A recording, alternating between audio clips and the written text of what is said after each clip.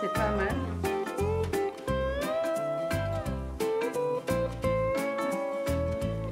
Les enfants n'entendent pas les dessins. C'est tout un art. On vient où ce dessin? Bah, les gens vous connaissent tellement changé. Moi, j'y suis bien, pour ça.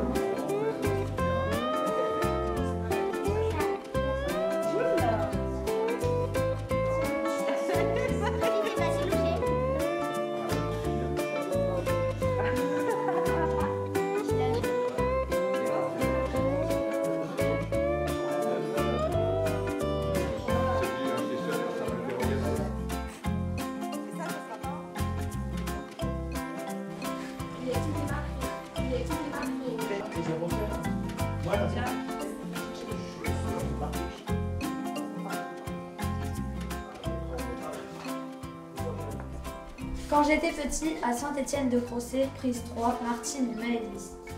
Martine et Eleanor, scène 1. Louis et Maëlys. Armand et Lilio. Louis et Léonard. Scène 2. Martin et Martine, ça tourne. Regardez Martin, s'il vous plaît, Martine.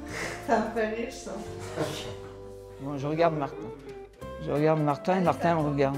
Plan serré, Maëlys, ça tourne. Ah bah dis donc. Attention, c'est dur d'être une vedette. Hein. Bonjour. Vas-y. Bonjour, je m'appelle Lilio, j'ai 8 ans. Bonjour. Bonjour, je m'appelle Eleanor. J'habite à Saint-Aupre et je suis à l'école de Saint-Aupre. Bonjour, je m'appelle Martine, Tu es né où? à Saint-Étienne-de-Crossé. Quel âge as-tu? 70 ans. Je m'appelle Lila. Oui, ben moi je m'appelle Armand. C'est un prénom que vous ne connaissez pas. Il est très vieux. Bonjour, je m'appelle Sophia, j'ai 9 ans et je vais bientôt avoir 10 ans. Et vous, comment vous appelez-vous? Alors moi je m'appelle Armand, j'ai toujours 80 ans. Bonjour, je m'appelle Maëlys, j'ai 11 ans et demi et je vis à Saint-Nicolas-de-Macherin. Très bien. Et vous? Eh ben, moi, je suis Louis Guenin. Je n'ai pas 11 ans et demi, j'ai 88 ans. Et je suis de Saint-Étienne-de-Crossé depuis ma naissance. Et mon père aussi, il a 80 ans. Ton grand-père aussi? Non, mon père. C'est bien, moi j'ai 80 ans aussi, tu vois. J'ai une petite fille qui a ton âge. Tu es en CE2? Tu vas rentrer en CE2? Oui. Voilà, comme elle. Qu'est-ce qu'il a fait ton papa? Bah, Il est habitant de il Saint-Aupre? escalade des cascades de glace, il est allé en Himalaya, il est resté coincé dans des fonds marins la nuit. Oula, moi j'ai pas fait des aventures comme ça, moi tu sais, j'ai été Moi, fixe. Ouais, vas-y. Moi, j'ai fait le petit son, l'alpette. La grande sûre? Je ne Non. crois pas, non. Pas encore. J'ai fait du ski de fond, de l'escalade, du choriste. J'ai fait du violon, de la flûte traversière et de la danse. Eh ben, dis donc. J'ai presque 11 ans et j'habite à Saint-Nicolas-de-Macherin. Oh, bah dis donc. Et toutes vous? les communes que je connais alors. Et vous? Moi, eh bien, j'habite à Saint-Étienne-de-Crossé, pas très loin de la mairie ici.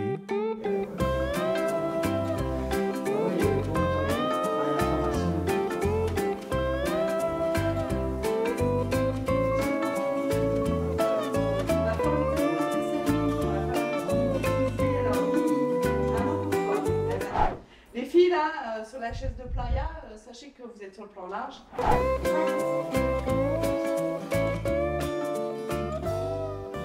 C'était quoi le métier de ta famille? Eh ben, mes parents, ils étaient agriculteurs. Donc, bon, ils avaient des volailles, quoi, des poules, ils ont eu des canards. Ils avaient des vaches, évidemment. Ils avaient quelques chèvres aussi, des lapins. Donc, avec mon frère, ben, on a eu cette vie au départ, quoi. La vie des agriculteurs. Est-ce que vous travailliez dans les champs quand vous étiez jeune? Ah ouais, j'ai aidé mes parents, tu sais. Alors, bon, des fois, j'avais pas toujours envie, tu sais, mais bon, il fallait y aller. Mon père, parce qu'il me disait, bon, tu viens m'aider, tu sais, pour aller au foin. J'avais pas toujours envie d'y aller, mais bon, j'y allais. Qu'est-ce que vous faisiez quand il risquait de pleuvoir pour le foin? Ah ouais, donc quand le temps menaçait, donc il fallait faire des cuchons. Un monticule comme ça de foin. Et comme ça, tu sais, ça mouillait juste le dessus, ça évitait que le foin dessous se mouille. Tu sais. Ça protégeait un peu le foin. Et puis après, quand le beau temps revenait, il fallait tout y défaire avec la fourche, tout défaire les cuchons, puis retourner écarter tout ça. Puis après, il avait ça. Après, quand il avait la botteleuse. Donc après, il faisait les bottes de foin. Et à quoi servait le foin ensuite? Mais après, il servait pour donner à manger aux vaches l'hiver. Parce que l'été, elles étaient dans les champs. Elles mangeaient l'herbe. Et après, l'hiver, il fallait les nourrir. Donc mon père leur donnait du foin. Est-ce que vous avez le choix de l'aider? Le choix. C'était vite dit, quoi. Il y avait mon frère aussi, quand il était encore à la ferme. Parce que mon frère, comme il a 6 ans de plus, lui, il est parti bien plus tôt de la maison. Enfin, il a aussi bien aidé mes parents, il a bien aidé mon père. Il a fait aussi beaucoup de choses à la ferme. Puis des fois, on conduisait un peu le tracteur. Hein? Des fois, j'ai conduit, mais tu sais, mon père me mettait une petite vitesse pour avancer le tracteur. C'est quand il mettait les bottes de foin sur le char. Alors, il fallait déplacer un peu le tracteur. Alors, j'ai conduit un petit peu le tracteur. Moi, j'allais pas trop vite, évidemment. Ouais, c'était occasionnellement, ouais. Quel était le métier de vos parents? Quel métier faisaient mes parents? Oh mon Dieu, si je te dis, ça va t'effrayer. Ils étaient bouchers charcutiers. À la place, tu sais où elle est la boucherie actuelle? Ouais. Eh bien, j'habitais là quand j'étais petit. Ça vous dit quoi d'avoir des parents bouchers? D'avoir des parents bouchers, tu sais, j'ai pas choisi, alors j'ai accepté d'avoir des parents bouchers. Alors j'ai accepté de voir mon père, l'abattoir. L'abattoir, tu sais où ce que c'est l'abattoir? Oui. L'endroit où on tue les bêtes. Oui. Il était juste à côté de l'école. Wow. Et maintenant, l'abattoir, il a été transformé en maison d'habitation et j'habite à la place de l'abattoir. C'est difficile, hein? Mais il n'y a plus de traces de sang, il n'y a plus rien du tout, je te garantis. Mais mon papa, il tuait les animaux, des cochons, des veaux, des bœufs, des génisses. Ouais, il y a ma mamie, elle prenait un lapin dans son jardin, et elle le mettait sur une chaise, elle coupait la tête comme ça. Oh là Ma mère, là. elle était comme ça. Oh là là, le sang ne giclait pas, moi. Si. Oh, mon Dieu. Et pour les poulets aussi, hein, on met ça, la Ouais. tête du poulet, et Il le claque. poulet part en courant. Et la tête, elle reste sur le billot. Ah, c'est horrible. Ah ouais? Oui, c'est déjà arrivé. Moi, j'ai vu mon oncle faire ça parce que Il a coupé la tête et après le poulet, il s'en va? le poulet, il fait 2-3 pas et il s'abat.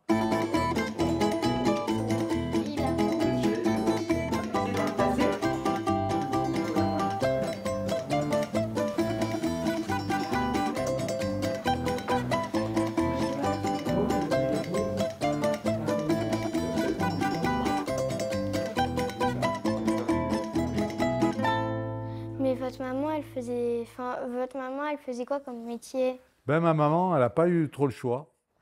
Elle s'est mariée avec un boucher, donc elle aidait mon père, elle restait au magasin. C'est elle qui assurait la continuité dans le magasin. Ah, moi, je pourrais pas. Comment tu pourrais pas? Non, mais Eh bien, il fallait bien qu'elle nous nourrisse. Hein. oui, mais moi, j'aime pas, moi, faire ça. Enfin, j'aimerais pas être femme de boucher. Enfin, tu dois tout tricoter les trucs. T'aimerais pas être femme de boucher, mais tu sais, je sais pas si elle a vraiment choisi. Hein. Ah. Sa maman elle était veuve et elle a été élevée par une maman qui était veuve à 27 ans, parce que mon grand-père a été tué à la guerre. Et donc, ma maman, elle n'a pas trop eu le choix. Elle a travaillé un peu à l'usine à Voiron, et puis après, elle a connu mon père, qui a dû la charmer, et qui lui a dit, alors mon père, il était boucher à Voiron, puis après, ils ont acheté la boucherie à Crosset. Vous rappeliez que des moments avec votre maman? Mon Dieu, oui, je me rappelle des moments avec ma maman, même si elle avait peu de temps pour s'occuper de moi. Elle s'est beaucoup occupée de mon suivi scolaire.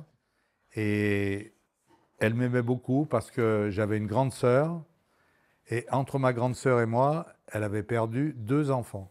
À l'époque, il y avait beaucoup de petits-enfants qui mouraient, parce qu'il y avait des maladies infantiles. Et j'ai 2 frères, un frère et une sœur qui sont morts entre ma grande sœur et moi. Alors je crois qu'elle a beaucoup reporté son affection sur moi, parce que j'ai survécu, bien que j'étais un petit bout de chou, tout malingre, on voyait les côtelettes, mais tu vois, ma mère, je crois, m'a beaucoup aimé parce que j'ai survécu à 2 morts infantiles. Et j'étais le chouchou de la famille un peu. Et ça m'a embêté vis-à-vis de mon frère. Et on en a parlé beaucoup quand il a été malade. On en parlait beaucoup de cette relation que ma mère avait avec moi. Et moi, j'ai fait des études. Lui, il aurait pu en faire aussi, mais mes parents, ils ont décidé qu'à la 3e, lui, il s'arrêtait. Et il prenait le commerce de mon père, puisque mon père était boucher. Vous aimez votre mère? Ben, je l'aimais, mais tu sais, maintenant, vous avez des mamans qui vous chouchoutent, mon cœur, mon petit chéri. Moi, ma mère, elle m'a jamais dit ça. Elle m'a jamais dit ça, elle nous aimait bien, elle disait « Allez, c'est l'heure, au lit !» Et puis, tu sais, on n'avait pas beaucoup de relations de tendresse avec nos parents. Mais je suis sûr qu'ils nous aimaient beaucoup. J'ai jamais douté qu'ils nous aient aimés beaucoup. Ils l'ont prouvé, ils se sont sacrifiés, ils ont travaillé pour que je fasse des études. Mais ils n'étaient pas très affectueux. De temps en temps, on partait avec eux en pique-nique, c'était la fête. Hein. On allait à Aiguebelette, c'était l'expédition. Alors, moi, ma maman, elle m'aimait beaucoup, mais elle ne le montrait pas. Et toi, est-ce que ta maman, tu l'aimes beaucoup? Est-ce qu'elle te le montre? Elle te dit des mots affectueux, des petites caresses? Oui, Oui. des fois. Des fois. Des fois. Et le soir, tu as droit à une histoire, je parie. Quand tu étais petit, tu avais le 2 droit. histoires comme j'ai un petit frère. Ah, tu as droit à 2 histoires. Moi, je n'ai pas de souvenir que ma maman prenne le temps de me raconter une histoire. C'était au lit, couché. Ah, on ne rigolait pas dans la famille. Hein.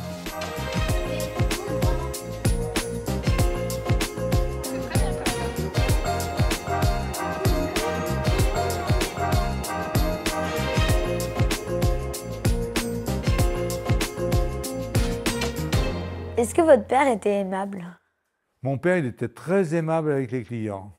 Parce que les clients, c'était précieux, c'était son gagne-pain. Et je me rappelle un épisode où il m'en a voulu. Parce qu'en 1968, je ne sais pas si vous avez entendu parler des grèves, j'avais distribué des tracts à la sortie de l'église, à tous les gens qui sortaient de l'église. Et mon père m'a dit, tu m'as fait perdre plein de clients aujourd'hui. Parce que les gens n'ont pas très apprécié que j'aille distribuer des tracts. Mais autrement, il était très aimable. Je le trouvais même trop aimable avec certains clients. Et avec vous, il était aimable? Avec moi, mon père n'a jamais levé la main sur moi. Par contre, ma mère, elle avait le martinet facile. Vous savez pas ce que c'est un martinet? Vous? Non. Eh bien, avec mon frère, on était assez espiègles. On aimait bien faire des choses, faire des bêtises. Et quand on avait fait des bêtises, ma mère, elle nous faisait rentrer à coups de martinet sur les cuisses. C'est une espèce de manche en bois avec des lanières de cuir. Et floc, quand on avait goûté du martinet une fois dans la semaine, on n'avait pas envie. Et une fois, j'ai vu mon père s'énerver parce que ma mère, elle avait fait un grand usage du martinet. Le martinet est allé dans le poêle. Et avec mon frère, on a dansé autour du poêle. Tu imagines? Ouais.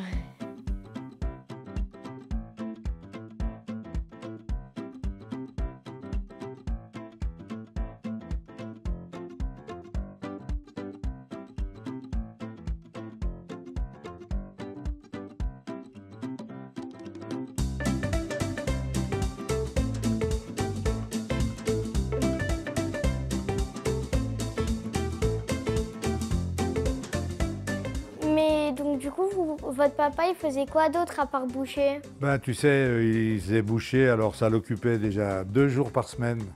Et puis, à part ça, ben, le boucher du village, c'était un peu le... On avait le téléphone, nous.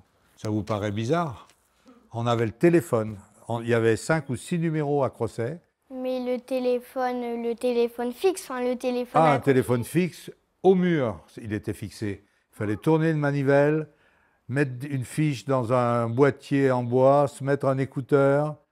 Et c'était le téléphone du village. Les gens, quand ils avaient envie de téléphoner à quelqu'un, ils venaient voir chez mes parents et c'était le téléphone du village.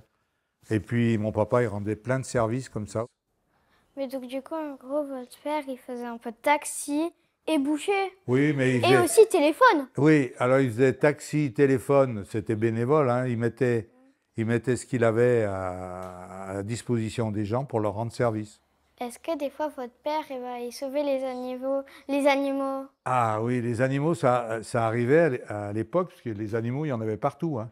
Moi, j'avais une ferme, il y avait une ferme à côté de la boucherie, en plein village. Et alors les vaches, des fois, elles se sauvaient du pré, puis elles allaient manger du trèfle. Tu sais ce que c'est le trèfle? Oui. C'est ce que c'est le trèfle à 4 feuilles? Oui. Et les vaches, quand elles mangent ça, elles ont la panse qui est énorme. On dit qu'elles ont gonflé. Alors, il faut leur mettre un coup de trocard. Tu sais pas ce que c'est? C'est quoi? Ah, c'est une espèce de pointe qui permet de perforer entre les côtes des vaches pour les faire dégonfler et pour leur sauver la vie, parce que si on les laisse gonfler, elles meurent, étouffées. Et mon père, il savait faire ça. Alors les paysans du coin, les cultivateurs, quand ils avaient une vache qui avait gonflé, couraient chez mon père en disant « Viens vite, il faut venir donner un coup de trocard ». Et mon père, il allait donner un coup de trocard. Mais pourquoi les gens, ils le faisaient pas eux? Parce qu'il ne savait pas faire. Mon père, il avait l'habitude, à force de décortiquer des carcasses, il savait un peu l'anatomie des vaches. Mais donc du coup, en gros, la vache a fait... Ah bah la vache, c'est comme la grenouille et le bœuf, mais c'est la vache qui explosait là. Mais c'est de l'herbe ou du Bah, trèfle c'est de l'air. ou de l'air? Ah non, c'est de l'air qui a un peu fermenté, alors c'est pas très ragoûtant. Hein.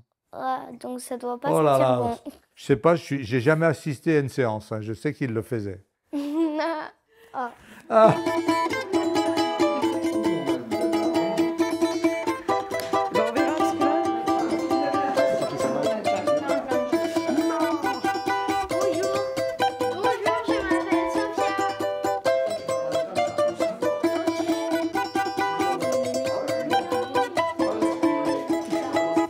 Et quel était le métier de vos parents?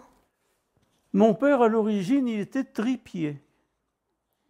Mon père est né en 1903, donc tu vois, en 1914, il avait 11 ans. C'était déjà la guerre, de 14-18. Et il s'est retrouvé au travail à 13 ans. Puis après, il a fait différents boulots. Il a travaillé en papeterie. Et après, il a fini, je ne sais pas si tu savais, il y avait une carrière à Saint-Étienne, là. Tu vois encore les restes maintenant, là. Il a fini sa vie, là, mon père. Et ma mère était... On avait une toute petite ferme qui nous permettait de vivre, en plus, surtout dans les moments difficiles, pendant la guerre, entre autres. Et ma mère faisait son ménage, s'occupait des enfants, et puis voilà. Des gens très simples, tu vois. Vous viviez à plusieurs dans votre maison? J'avais un frère, mais qui avait 9 ans de plus que moi. Donc mon frère, je ne l'ai pas trop connu. Il est décédé à 25 ans, d'une méningite brutale. 1 mois, c'était fait. Donc voilà, mon frère, je ne peux pas trop vous en parler parce que, en vérité, je ne l'ai pas connu.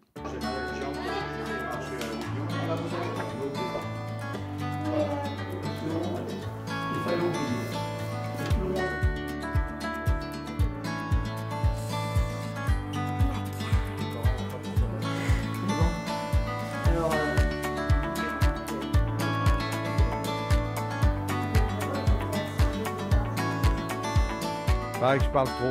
Toi aussi, t'es bavard? Oh, t'es gentil. Toi, t'es une petite bavarde, mais t'as des yeux qui brillent. Mi piace molto parlare italiano, mi piace molto.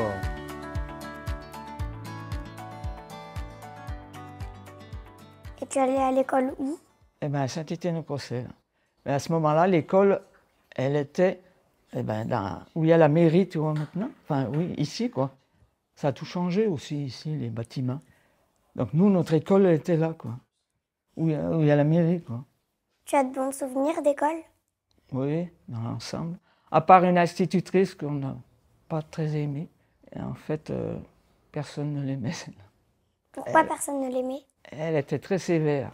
Et des fois, elle tapait même. Alors que maintenant, c'est interdit de taper. Mais il y en a qui ont été qui sont... Puis sérieusement, je me rappelle, il y en a une, elle était au tableau, et puis bon, elle ne savait pas la réponse. Donc elle l'a secoué contre le tableau, et après elle avait une grosse bosse au fond. Ah ouais, mais c'est vrai ce que je te dis. Et ça serait maintenant, ça ne se passerait pas comme ça, quoi. Et tu vois, à ce temps-là, les parents venaient pas se plaindre à l'école, quoi. Et ça a passé comme ça.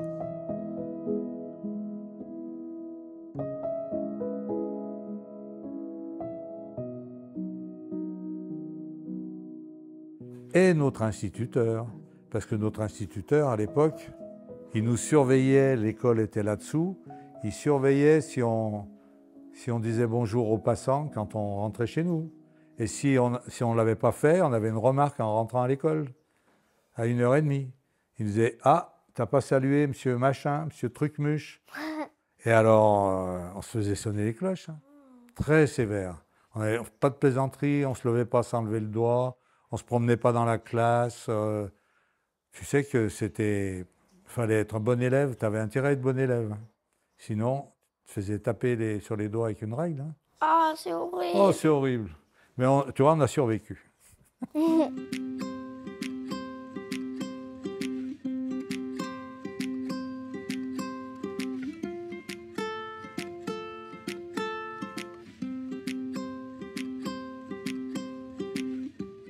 Mon instituteur, M. Drovet, il n'était pas souple. C'était un monsieur qui était très rigide, qui travaillait pour que les élèves réussissent.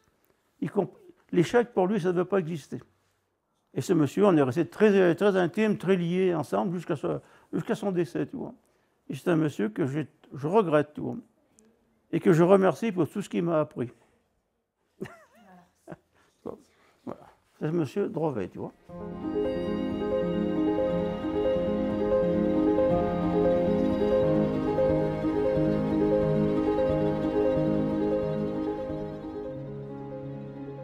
Quel sentiment vous avez éprouvé quand il est parti?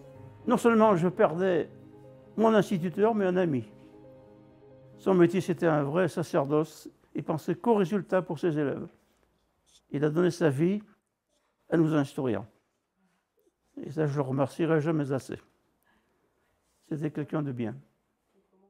Tu faisais des bêtises à l'école? Non, je ne me rappelle pas trop d'avoir fait des bêtises, quoi. Oh, énormément. Mais oui, je suis désolé. Enfin, j'étais un peu étourdi quand même. J'étais bavard. Certaines matières ne me plaisaient pas. J'étais fort en histoire et en géo. Mais alors les maths, dès que je suis arrivé aux fractions, c'était déjà plus délicat. D'ailleurs, ma carrière scolaire s'est arrêtée à 14 ans, tu comprends. Après le certificat d'études, eh bien, on m'a mis au travail. Vous avez fait quoi? On allait sonner aux portes des gens, où il y avait des personnes âgées, on tirait la sonnette puis on se sauvait en courant. Ça, c'était gentil. Ou alors, on ouvrait la porte, on jetait des pierres dans la maison. Donc, on faisait des gamineries et tout, mais sans plus. D'autant qu'on restait souvent chez nous, on faisait ça sur le chemin de l'école, mais après c'était fini. Les parents nous gardaient chez eux.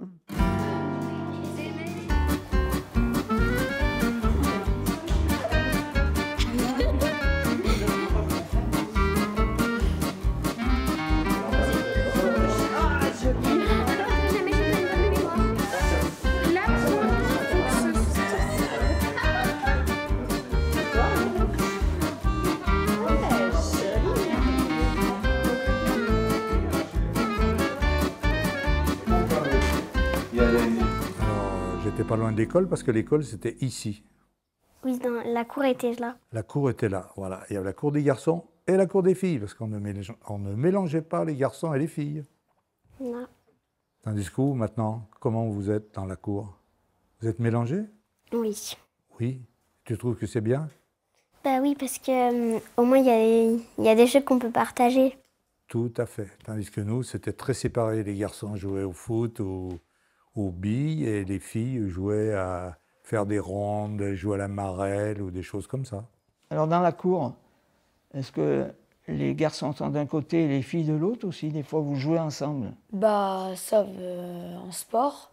Mais sinon, après, Sinon non, ils sont Les séparés. fi- les Il n'y filles- a aucune fille qui joue au foot, aucun garçon qui joue à la corde à sauter. Ah, il n'y a aucune fille qui joue au foot? Non. Et Bah, parce que les garçons ne pourquoi? veulent pas que les filles jouent au foot. Ah, les garçons ne veulent pas Non. les filles jouent... Ouais, bah en fait on joue plutôt à la marelle. Mais les garçons ils veulent pas qu'on joue au foot. Ah oui, eh ben voilà, tu vois, ça, il n'y a rien de changé. Hein. Nous, en plus, on était séparés dans la cour. Alors, Ouais. et la cour Là, il y a n'était des pas préaux. goudronnée. Hein. Nous, la cour, c'était de la terre. Hein. On avait un bassin aussi. Alors, de temps en temps, on allait Ouais. boire au bassin. Puis, il y avait Ouais. toujours un plaisantin qui tombait dans le bassin. Et il fallait appeler les parents, tu vois. C'est la catastrophe, quoi. Et nous, on s'embêtait comme des rats morts. Ouais. Comme des rats morts parce qu'on n'avait rien à faire, il n'y avait aucun loisir. Il y avait Ah si, les billes. Ah oui, il y avait les billes. Mais tu sais, les billes, avec les copains, c'était surtout l'occasion de se chipoter, de se bagarrer. C'est vrai, et ça me revient, oui, les garçons, ils jouaient aux billes. Maintenant, ça se fait plus, jouer aux billes. Tu sais. Si, il y en a qui jouent encore aux billes. Il y en a qui jouent encore aux billes, mais je suis attrapé. Tu sais, on faisait des rondes, on se tenait tous par la main. Puis on chantait des fois. Ouais. On faisait des rondes des fois dans la cour. De Saint-Georges, Bon. quand j'aurai assez porté. Hein? Je la laisserai tomber. Oh, mais j'en ai au pied reconnaître d'un ça. Hein. rocher. Et tu Ne connais regardez la clé de pas. Saint-Georges? Oui. Hein? Oui. Ah, tu la chantes à l'école? Oui, bah c'est des jeux de récréation.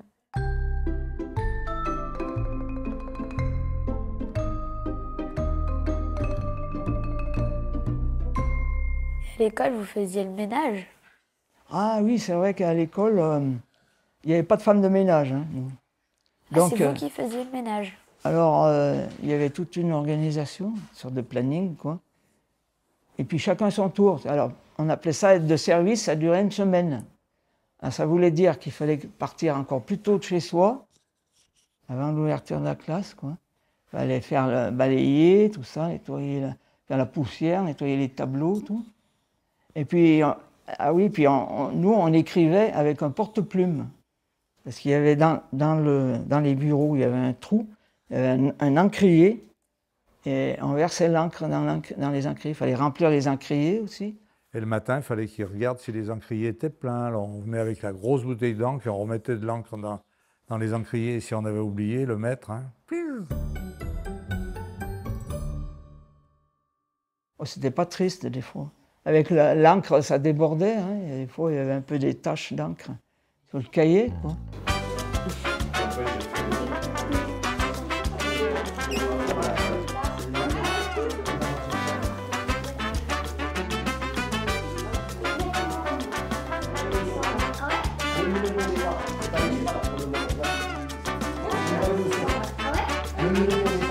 Allez, on est chaud.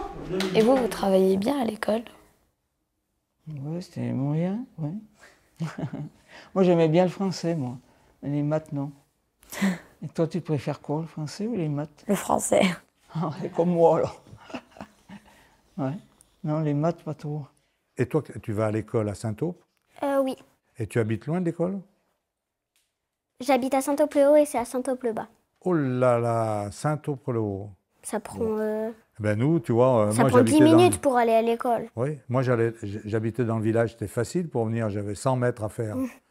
Mais mes cousins qui habitaient dans les hameaux, qu'il pleuve, qu'il vente, qu'il neige, s'il y avait 10 cm de neige, ils descendaient par le sentier et ils arrivaient à l'école tout mouillés, avec les chaussures toutes mouillées. Ils faisaient sécher leurs chaussettes sur le poêle, parce qu'il n'y avait pas de chauffage central dans la classe. Hein. Il y avait un poêle à bois.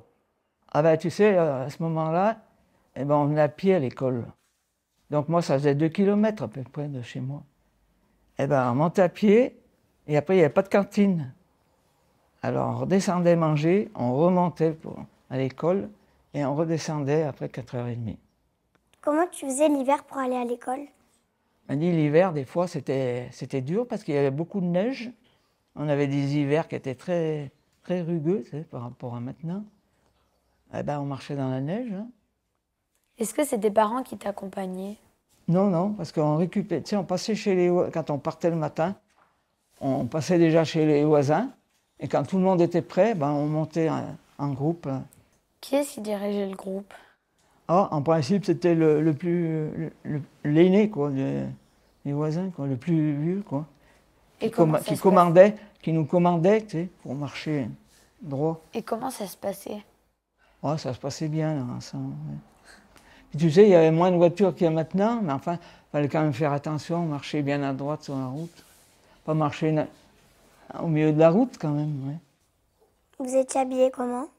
Ah ben, on n'avait pas les mêmes vêtements que vous, pas si colorés, tout ça. Et nous, on avait toujours une blouse à l'école. Tout le monde avait sa blouse. Une blouse que les parents fournissaient, évidemment. Ça fait du bien.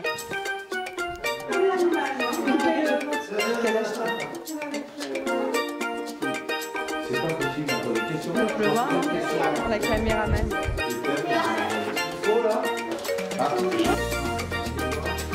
Vous avez dit quoi?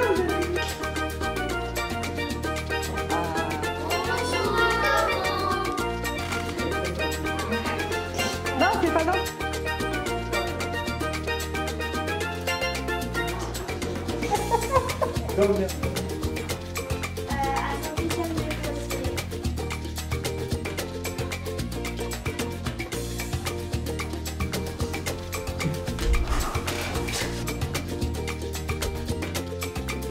Alors, on ne bouge pas.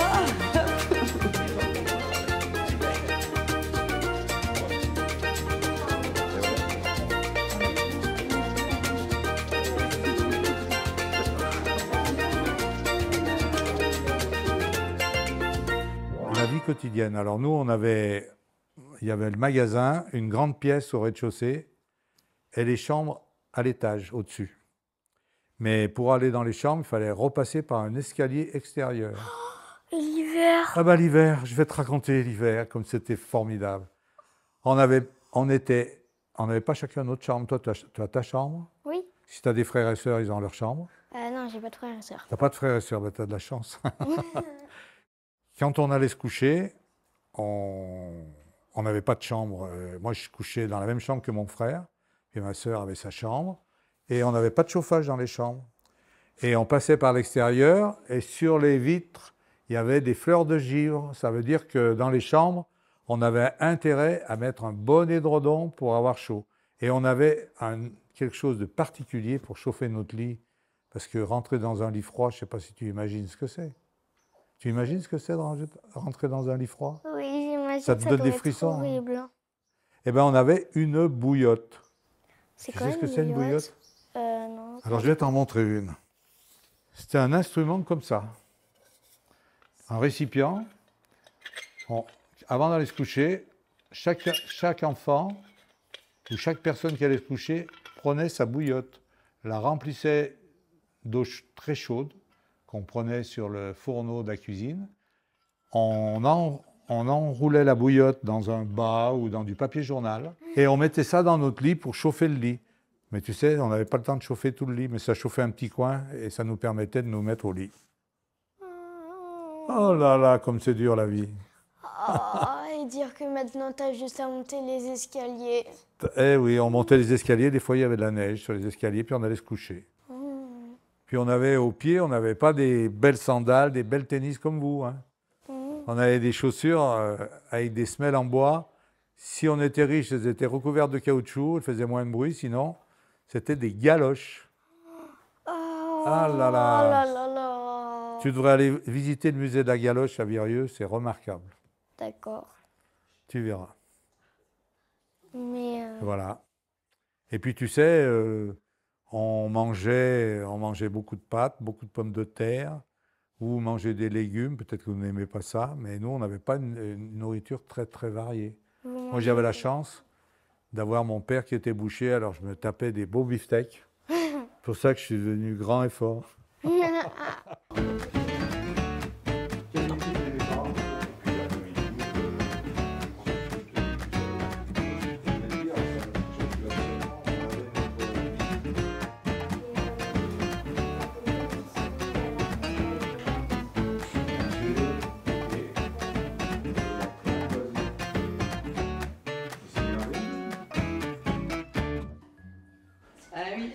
Voilà. De quoi?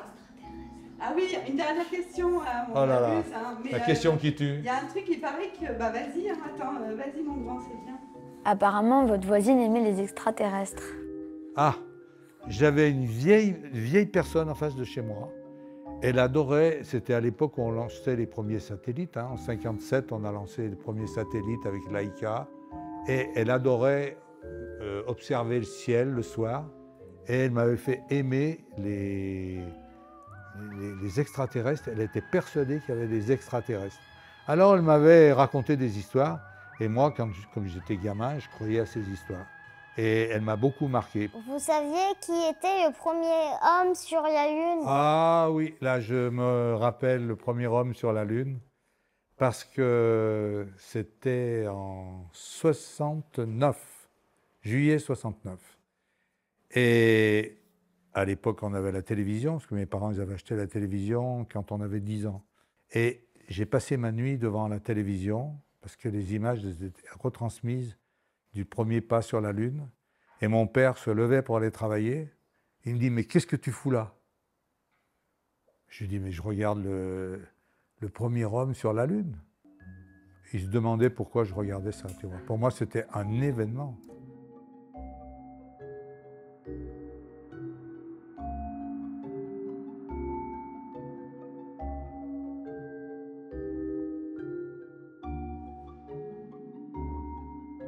Est-ce que vous preniez des vacances? Il a pris 4 jours de vacances dans sa vie, mon père. Et encore, je l'ai forcé. C'est moi qui l'ai emmené en vacances. Sinon, il n'aurait jamais pris de vacances. Mon père et ma mère, ils ont travaillé toute leur vie. Les vacances, on ne connaissait pas. Les loisirs, je t'ai dit, zéro. On avait zéro loisir, nous. On jouait aux cartes aussi. Parce que mes parents jouaient aux cartes. Les familles se réunissaient, ils jouaient aux cartes le soir. Ils nous apprenaient à jouer aux cartes. Ma grand-mère m'apprenait à jouer aux cartes. La seule grand-mère que j'ai connue. Parce que mes parents, ils ne prenaient pas de vacances. Et comment vous vous occupiez? Ben déjà, on aidait à la ferme. Autrement, après, tu sais, avec les voisins, dans notre petit village, on s'amusait ensemble, on faisait du vélo, on faisait des cabanes, on jouait au ballon, on faisait des choses comme ça. Hein. On allait, avec les voisins, on jouait ensemble. On était toute une bande, tu sais, qu'on se retrouvait. Et puis on jouait à cache-cache, quoi. Ah oui, il y avait des jeux de ce genre-là. Maintenant, bon, maintenant, tu joues plus à cache-cache. Si. Ah si? Ah, tu joues encore? Oui. À cache-cache? Oui. Ah, ça existe toujours.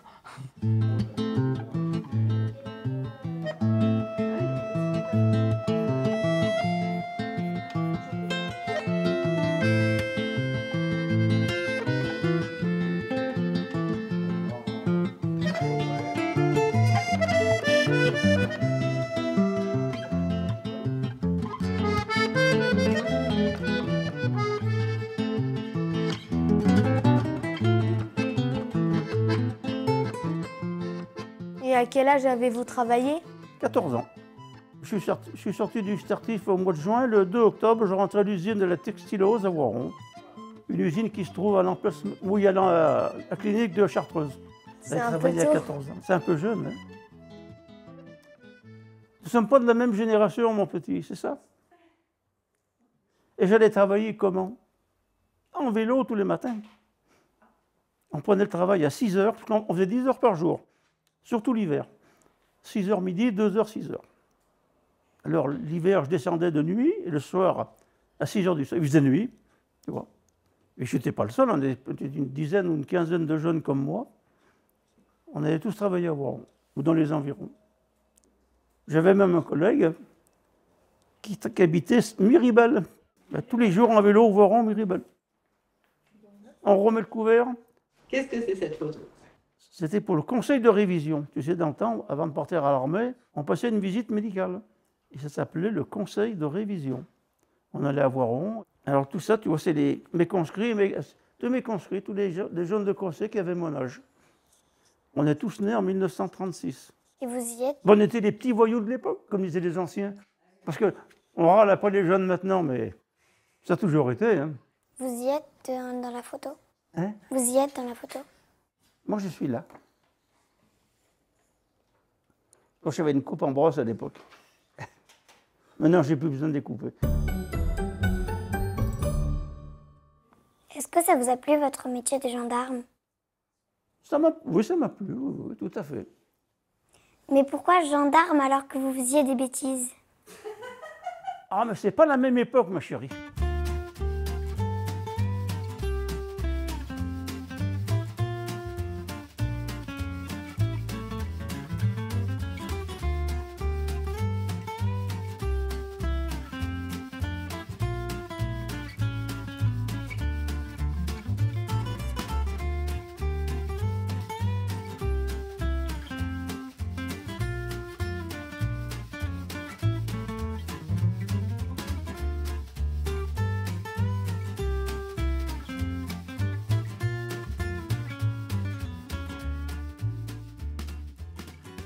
C'est une très bonne question. Quand j'avais ton âge, je faisais des bêtises. Mais quand je suis arrivé à 14 ans, quand mes parents m'ont mis au travail, et pour rien te cacher, je touchais 3 000 francs, 3 000 francs anciens, autrefois c'était rien du tout, c'était une misère. Ma mère me prenait 1 500 francs pour la nourriture. Et elle me disait, avec le reste, tu vas te débrouiller, tu vas t'habiller et faire ça. Tu ne fais plus de bêtises là. Là, c'est fini les bêtises. Tu travailles. Parce que tu sais que tu dois de l'argent à tes parents pour ta nourriture et le reste pour t'habiller. Donc, tu fais gaffe.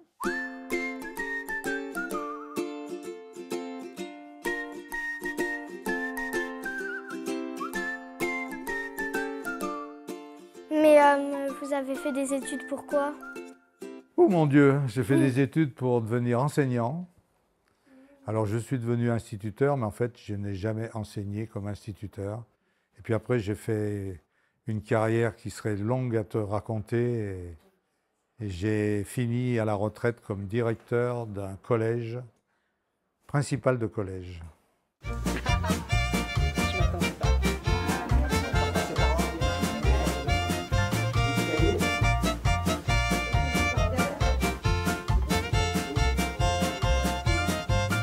Vous avez connu la guerre?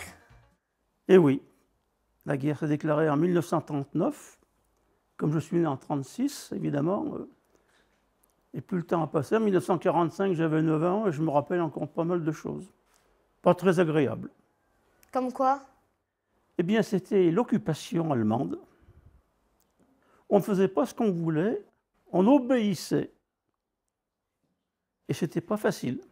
On ne pouvait pas circuler, on était surveillés. Au niveau de l'alimentation, on avait des cartes d'alimentation pour le pain, pour la nourriture. C'était difficile. Donc on ne vivait pas dans un état de tranquillité, tu vois. On était tendus. Enfin, nous les enfants, peut-être un peu moins, mais les grandes personnes, oui. C'était pas évident. C'était une mauvaise époque. Et je vous souhaite de ne pas la connaître. Eh bien, comme tu peux le voir, il manque quelque chose dans cette photo. Tu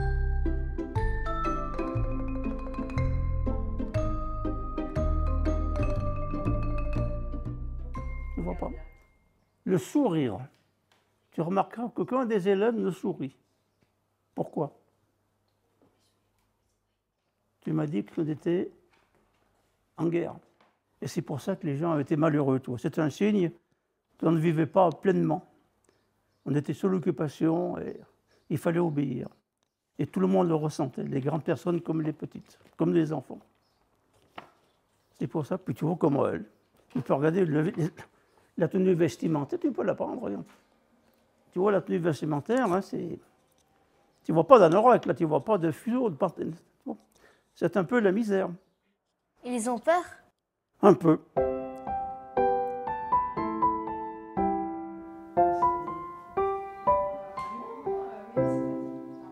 Avez-vous un souvenir de la guerre? C'est vague. Je me rappelle un Chitcar allemand. Un Chitcar, c'est une moto avec un siège sur le côté, tu vois. Il n'y en a plus beaucoup maintenant. Et qui sillonnait la région, qui passait. Et un jour, ils se sont arrêtés chez moi, en pleine nuit, à 4 h du matin. Ça, c'est mes parents qui me l'ont appris. Hein. Mes parents ne fermaient jamais la porte à clé. À cette époque-là, c'était comme ça. Et puis, mes parents entendent des pas dans l'escalier. La porte de la chambre, elle s'ouvre, et 2 Allemands apparaissent. 2 soldats. Alors évidemment, mes parents n'étaient pas fiers. Hein.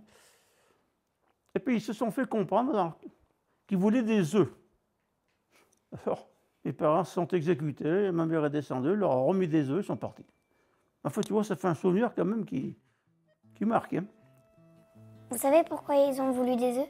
Et là, ils devaient avoir faim, ils cherchaient dans les fermes la nourriture. Mais c'était pas méchant, ils ont été très polis, très bien.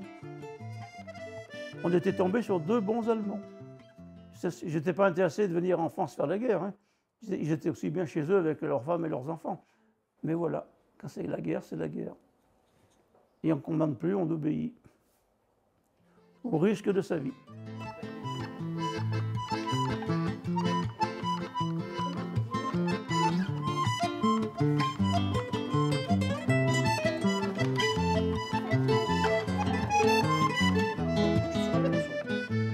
Et comment le village de Saint-Étienne-de-Crossé a-t-il changé? Eh bien, j'ai connu Crossé, moi, il y avait 500 habitants. Il y en a 2700, je crois, 2008. Eh bien, ça s'est agrandi. Des gens se sont installés, pour cela, il a fallu construire, il a fallu détruire, il a fallu aménager. Des usines se sont implantées, comme Rossignol, qui a d'ailleurs disparu depuis. Vous pouvez lui montrer? Ça, c'est ma maison en 1900. Donc aujourd'hui, elle a 220 ans à peu près. Elle n'est plus comme ça, mais enfin, ses origines sont là.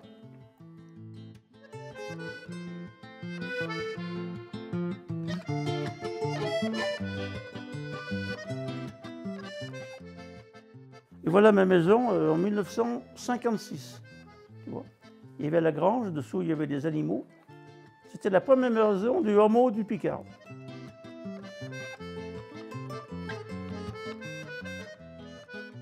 C'est important d'avoir pris une photo parce que comme ça on peut comparer. Exactement. Vous avez vécu toute votre vie à Saint-Étienne-de-Crossé? À part pendant 5 ans et demi, quand je me suis marié, j'ai habité quelques années à Beaucroissant. Après, mon père m'a donné un morceau de terrain, quoi, et j'ai fait construire ma maison. Donc je suis revenu à l'étang Dauphin. Donc j'étais bien contente. Pourquoi tu aimais ton village? Ah, moi j'aime beaucoup mon village, parce que oui, ben, j'y suis né déjà. Puis j'ai toujours bien aimé mon village, parce qu'on est des voisins très solidaires les uns des autres. Hein. Et puis moi, ben, il y a des voisins qu'on se connaît, tu sais, depuis qu'on a joué ensemble, quoi. Parce que nous, les enfants, on a fait construire, ou il y en a qui ont rangé les anciennes maisons. Il y a beaucoup de familles, tu sais, qui sont même restées sur place. Même de mon temps, les enfants qu'on jouait ensemble, tu sais, dans le village.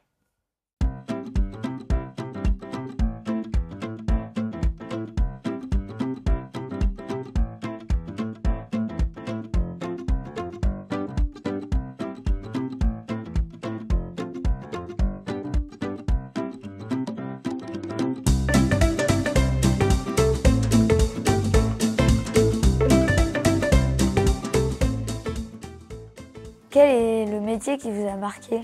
Eh ben, écoute, au village, on avait plein d'artisans qui travaillaient. Il y avait le boulanger, on pouvait aller le voir travailler son pain. Il y avait 2 boulangers dans le village. Et il y avait un maréchal ferrant. Est-ce que tu sais ce que c'est qu'un maréchal ferrant? Oui, c'est celui qui met le Voilà, sabot. c'est quelqu'un qui s'occupe d'entretenir le pied des animaux, les vaches, les chevaux. Parce qu'il y avait beaucoup de chevaux à l'époque, hein, il n'y avait pas de tracteur. Donc les paysans, ils avaient des chevaux. Et nous, on allait assister. Saint-Nicolas, tu sais pas où, le puits partagé là. Oui. Il y avait une vieille bâtisse, il y avait un maréchal ferrant, et nous on allait le voir travailler parce que c'était un spectacle remarquable. Il mettait ses fers dans sa forge, il taillait les sabots des chevaux, des vaches, et après il leur mettait un fer avec des gros clous. Ça c'était une des distractions. Puis il y avait beaucoup d'autres commerçants à Crossé, il y avait des cafés, il y avait 6 ou 7 cafés autour de la place de l'église. Maintenant, quand on veut boire un café, il n'y a plus que le boulanger ou le perroquet. Et à l'époque, il y avait plein de cafés avec plein de gens qui allaient boire plein de coups à la sortie de la messe et puis qui repartaient après avoir bien bu très souvent.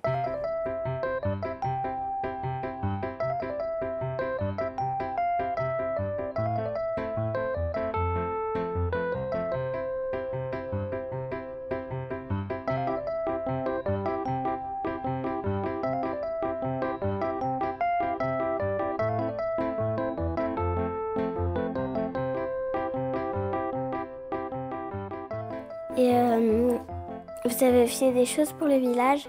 Et j'ai fait beaucoup de choses pour mon village.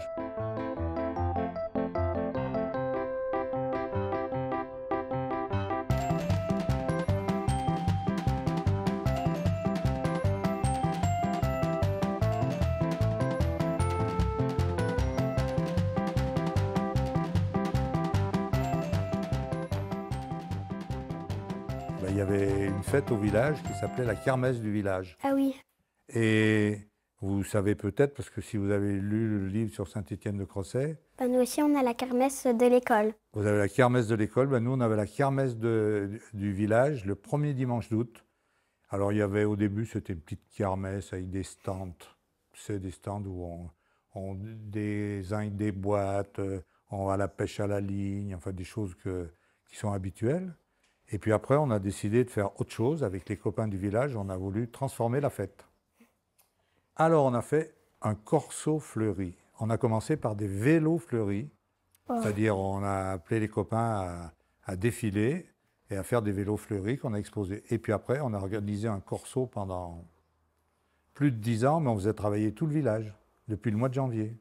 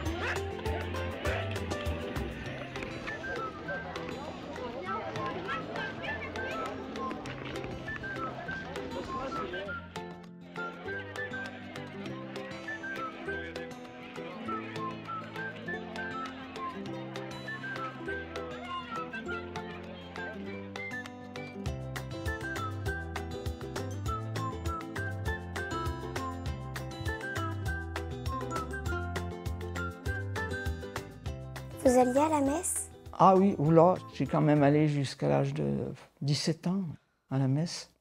Puis après, non, j'ai plus voulu y aller. Après, ça a été fini, j'y allais plus.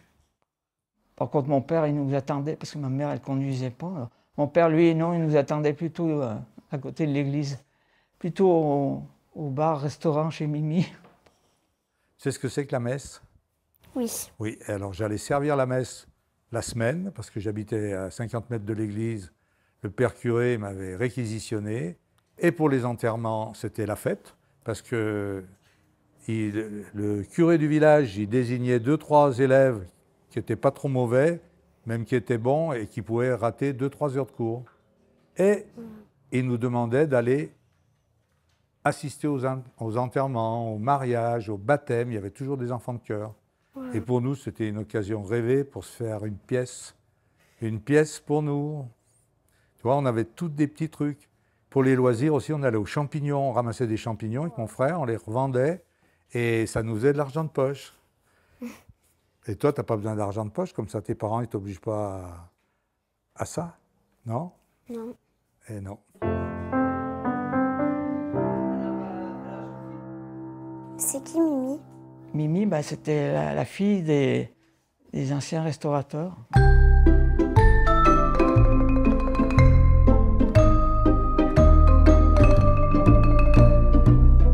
Elle a pris la suite de ses parents. Mais tu n'as pas connu, évidemment. Tu n'as pas pu connaître... Parce qu'il y a un immeuble à la place, tu sais, où il y a Vival, là. Oui. Tu vois, ben, il y a un immeuble, là. Ben, là, c'était l'hôtel-restaurant qui était ici. Et quel sentiment vous avez ressenti quand ça a changé de place, quand il n'y avait plus le resto du Mimi? Ah, ben ça a été quand même... ouais. Comment dire? Bon, on avait l'habitude quand même à voir... puis avoir Mimi là-bas, dans son bar, son restaurant. Au départ, si, ça nous a fait quand même quelque chose qui est plus le... Tu sais, qui est plus le restaurant, là, parce qu'on a tellement l'habitude. Puis il y avait toujours du monde, tu sais, plein de monde. C'était un va-et-vient, là. C'est une institution chez Mimi. Tout le monde dans la région allait manger là-bas. Qui venait Oui. manger là-bas? Vous pouvez me dire un peu? Et on mangeait bien, hein, chez Mimi, on mangeait que trop. Avec des parts énormes, trop excessives. C'était presque de l'orgie. C'était de la cuisine, comment dire, cuisine familiale. C'était pas de la cuisine très compliquée, mais très bonne. D'ailleurs, ça dépassait les limites de la commune. Hein. Moi, je me trouve dans le Midi en vacances ailleurs, on me dit, tu te crossais toi? Mais tu connais Mimi? Ben voilà. Vous allez en Bretagne, tu connais Mimi? Bon. Mimi, c'était 80 repas tous les jours. C'est un des personnages très importants du village. Son restaurant était connu à des kilomètres à la ronde. Et moi, j'ai des copains de l'autre bout du département qui connaissaient le restaurant de Mimi Rosset. Elle est encore vivante? Oui, bien sûr. Elle a 79 ans. Oui. Ben, elle est née là. Hein. Moi, j'ai connu ses grands-parents, ses arrière-grands-parents. Ce n'étaient pas des Rosset. Et après, il y a eu 1, 2, 3 générations de Rosset. Et Mimi, ça a été une voisine. Elle a, je crois, qu'1 an de moins que moi. On se côtoyait tous les jours. Et elle avait des parents qui étaient très travailleurs. On la voit souvent le jeudi parce qu'elle vient au club. Tu sais, il y a le club des aînés, là, à Saint-Étienne. Club des seniors, des choses comme ça. Mais ça, tu ne peux pas connaître. Tu connaîtras plus tard. Bonjour Mimi, alors, je pense que tu vas bien. Ça a été un très bon souvenir pour tous les Stéphanois. Merci Mimi pour tout le bonheur que tu nous as procuré. Ta table, c'était le bonheur parfait. Mimi, tu seras inoubliable et je penserai à toi toujours, et toujours, et toujours. Tu as tellement rendu de plaisir aux gens et tu as tellement fait saliver nos papilles.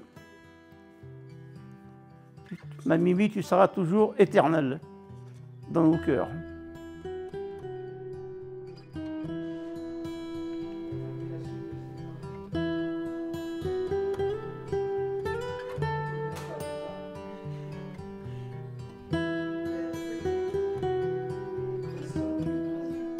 Que souhaites-tu aux jeunes de notre génération? Ben, c'est de vivre heureux. Oui, puis déjà, oui, une bonne vie de famille. Oui, déjà. Ça compte, la vie de famille. Pour moi, ça compte beaucoup. Quand on s'entend bien dans une famille, c'est essentiel. Vivre normalement. Créer de problèmes à personne. Ne se faire respecter malgré tout. Mais être gentil, poli, aimable, serviable. Une vie, c'est ça. Il faut s'entraider. Il faut se soutenir quand il le faut. Trouver ta voie, quoi. En fait, il faut trouver ta voie, quoi. Quand tu seras un peu plus grand.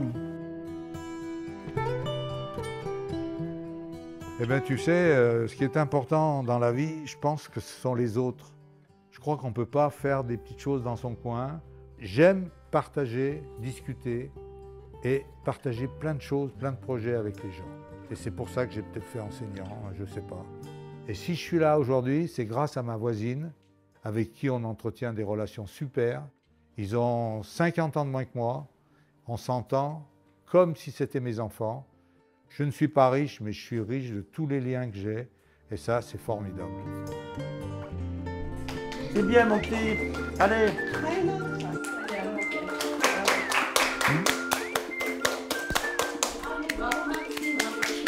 Moi, j'applaudis tout le monde.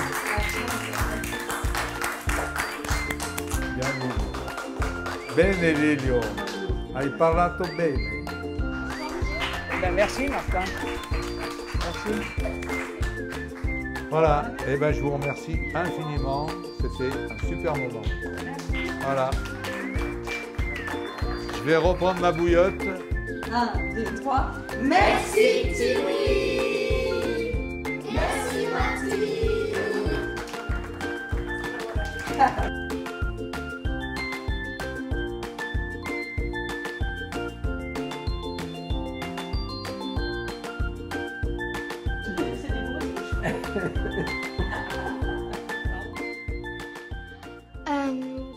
Comment est-ce que tu as rencontré Papy? Moi, j'ai rencontré Papy quand un jour j'étais à Voiron, à une fête. Et tu l'as invité à vivre avec toi à Saint-Étienne de Crozet? Ah bah c'est quand on s'est mariés. On n'est pas venus comme ça.